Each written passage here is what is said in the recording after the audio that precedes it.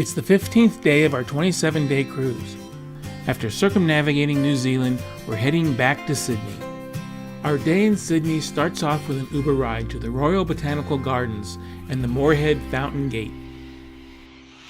Just outside the gate, there were several rainbow lorikeets greeting us.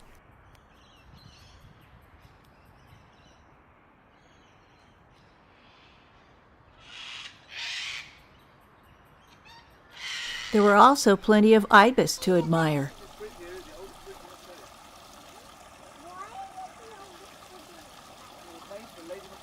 This large topiary was part of the summer exhibit called Pollination.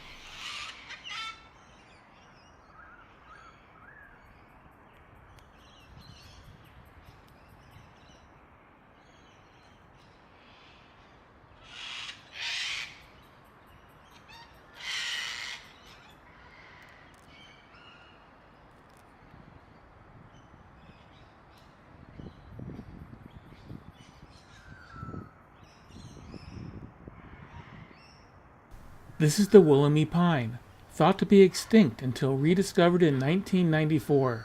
Now it's available to buy at the gift shop. As we made our way to Sydney Harbour, we saw a disturbance in the water. At first I thought it was fish, or possibly birds, but what it turned out to be is swimmers. They were part of the Great Australian Swim Series. Apparently they meet each week, as they swim their way around Australia. Oh, it's part of an ocean swim series, I think. So next week it's out at Manly. We made our way to Mrs. Macquarie's Point, opposite the Sydney Opera House, and giving us great views of the harbour. Earlier we were excited to see a sulphur-crested cockatoo, but apparently they're not that uncommon.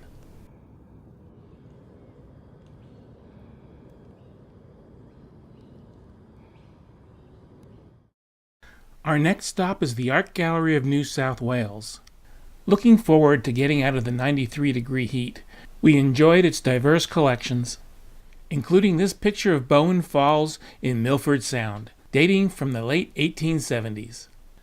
Discovering Marianne had left her opal card back on the ship, it gave us the opportunity to walk the city, including visiting the Gothic St. Mary's Cathedral. The cathedral is not the biggest in Australia, but it has some nice stained glass windows that were brought over from England in the 1880s. Across the street is Hyde Park, with its centerpiece Archibald Fountain.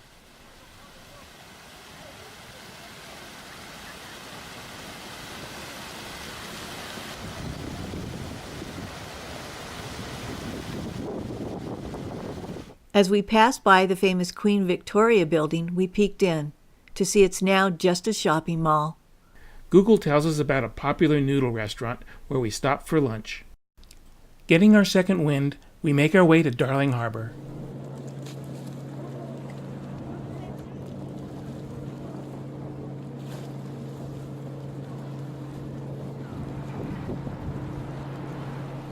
Darling Harbour seemed a bit touristy, but nearby was our next destination, a little oasis in the middle of the city called the Chinese Friendship Garden.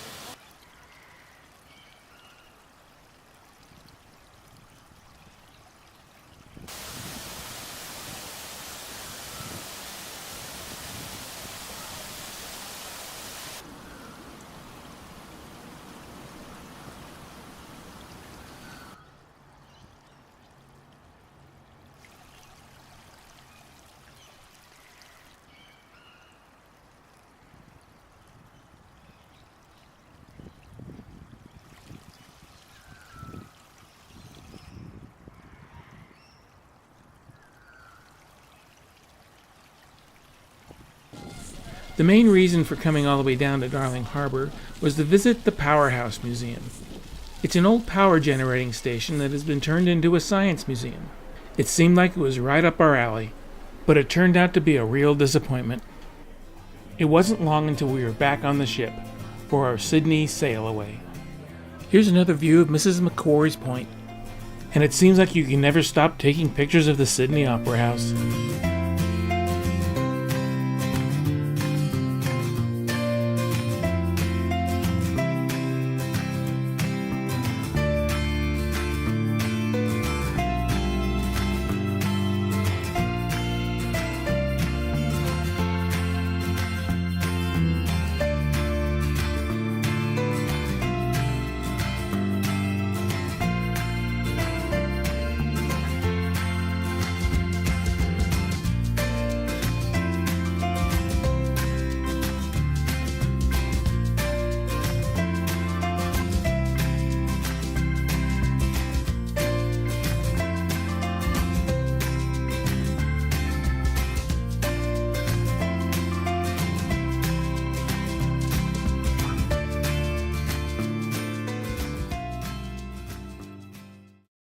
After leaving Sydney, our next stop is Melbourne, where we spend the day with our guide Steve.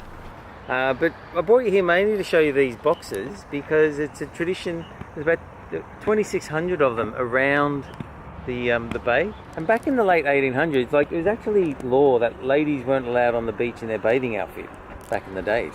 When they made the laws a little bit more lax, these became a changing booth. And technically, what they were originally, they were like a trailer that was on wheels that had an empty floor. The ladies would get in. It would have a little machine that drove it into the water. Then they would drop down, splash about, come back up, and it would then take them back onto the beach. Imagine that. Then, of course, things changed where the next development was they became a change booth. So they got rid of the machination and they became a thing where ladies would go in and change into their bathing outfit, go in, have a swim, come back, change back in, and then go to their car. They came a bit into disrepair. There were lots of them. The government actually started to knock them down. So they're on the beach, they're technically leased and owned by the council. And what the government did is they knocked down like half of them, and then it created a bit of a concern with people who own these, and they formed an association, and in the association they came up with some rules of governance of ownership. Now, have an idea, give me an idea of a price of what you think one of these is worth. Now, understand you can't sleep in it, there's no plumbing, they don't have electricity, and you can't own the land it's on, you just get a lease. So what do you do with it? I just said, you paint it. More than 150, right? Quarter million It's on the beach. Quarter of a million. It's a little mini house on the beach. Yeah, more. 300,000. I said 300. Keep going. 500,000. Not quite, no. These ones here, recently about 370 was the price. Wow. Yeah, 370,000. Families love them. If you've got a family, you want to keep their heart, they're like hen's teeth. And you also have got to be in the area to own it. You know, so that way you're going to use it. And but these are so popular now, and they're very iconic. Next, we're taking a ride on a historic narrow gauge railway called Puffing Billy. It is run by the Puffing Billy Preservation Society and consists of hundreds of volunteers. The steam locomotives are all original to the former Victorian railway and have been meticulously restored. You may be wondering why I'm playing the theme to Captain Kangaroo. Well, in my research I found out that this song is actually called Puffing Billy.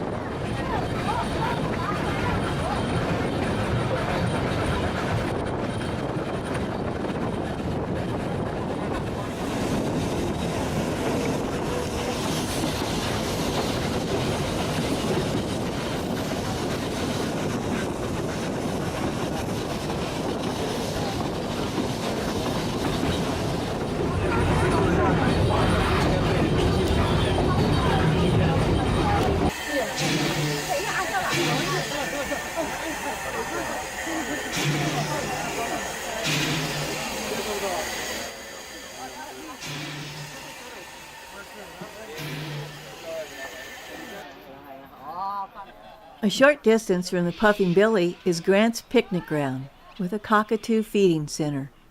The earlier presence of an eagle had them all in hiding, but as we started to leave, a few brave ones flew down.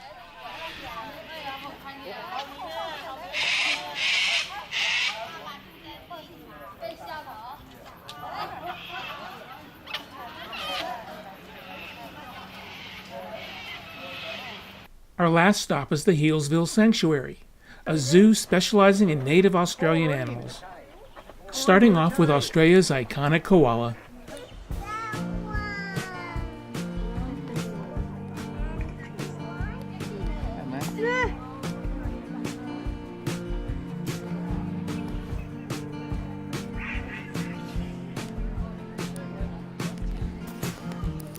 This is an echidna, also known as a spiny anteater. It, along with the platypus, are the two only remaining egg-laying mammals in the world. We've got 8 platypus here at Healesville Sanctuary, and they all have different personalities. And Ember here is one of our most shy platypus. So if you see her swimming around my legs, which she has been doing already, and bumping into my legs or going down and tickling my toes, that means she's pretty interested and having a good time. There she goes, bumping into me. She loves to do that. If she's feeling very confident, she might come to the surface, and I've got some special treats for her here on my hand. You might be able to forgive those early Europeans for thinking they're not real, right? Absolutely.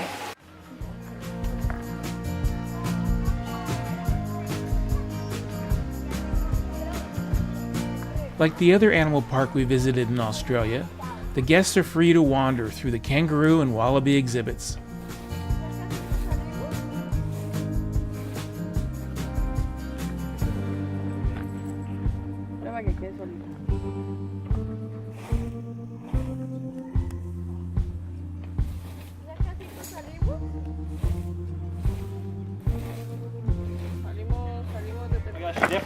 You definitely sand. So walk down there and say hello to the pelican. I'll get a picture.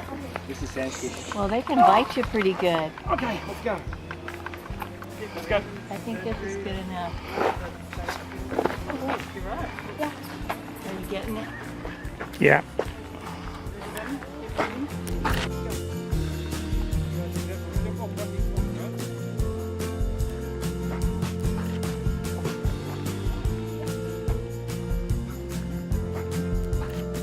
And here's our first look at a drowsy Tasmanian devil.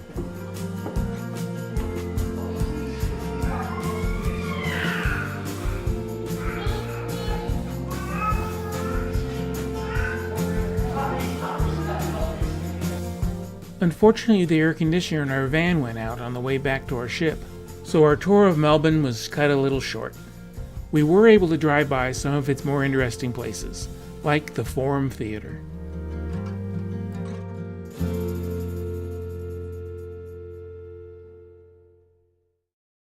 Our next stop is the small town of Port Lincoln.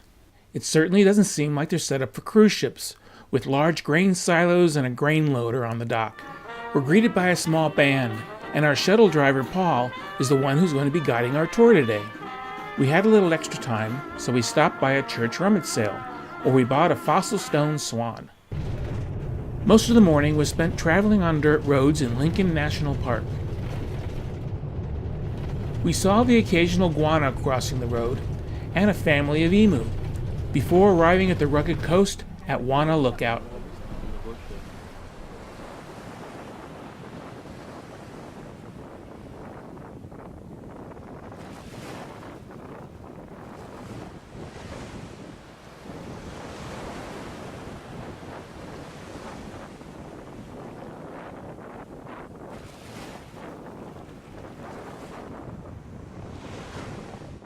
We're back on the road, heading toward Makera Station, a 141 square mile private tract of land that's used as an animal sanctuary.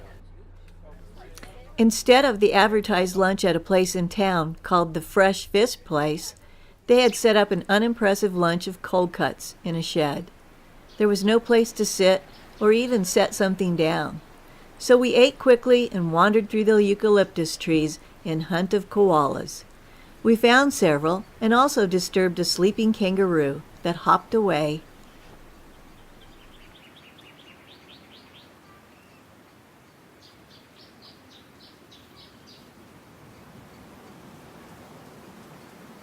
I'll just tap him, and what we'll do is you'll just see him move. He'll wake up a bit. See the claws, how big their claws are? You can see how they just climb up, etc.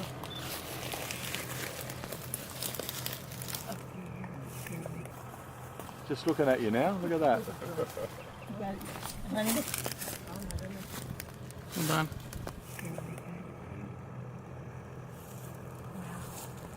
After leaving Makira Station, we head toward Whales Bay Sanctuary for another photo op of the rugged coast.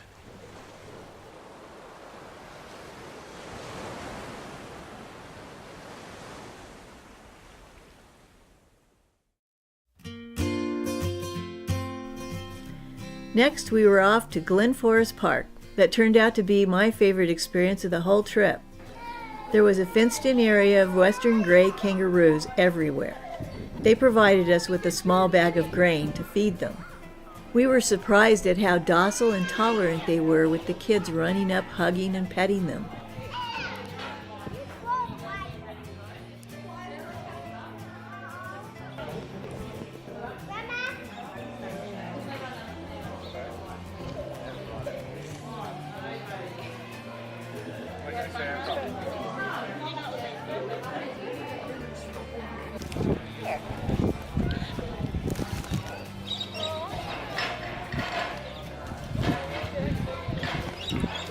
You can have all of this before I leave. Even though my eyes are watering. It's sort of like when Ginger wants you to give her a treat. Like, you're a piggy. We spent most of our time here feeding, petting, and just enjoying the interaction with them.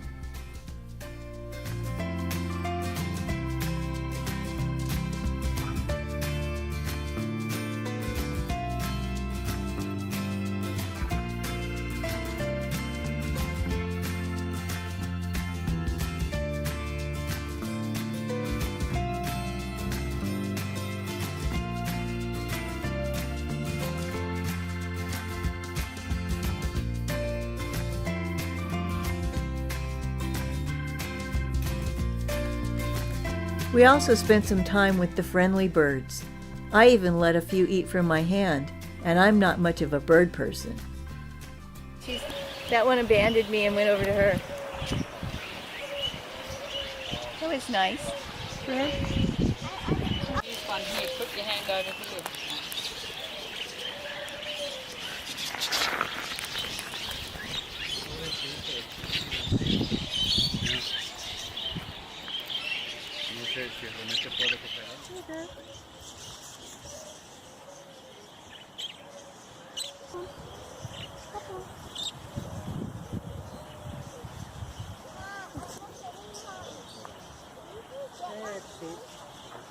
Okay. Well, the natural thing for me, this one's cheek is all screwed up. The other one was too. You think that's the way the birds are? No. As we head back toward Port Lincoln, we stop at Winter Hill, where we have a nice view of our ship. Marianne liked this bankshot bush with its yellow flowering combs. Our next ports will be Kangaroo Island and celebrating Australia Day in Adelaide.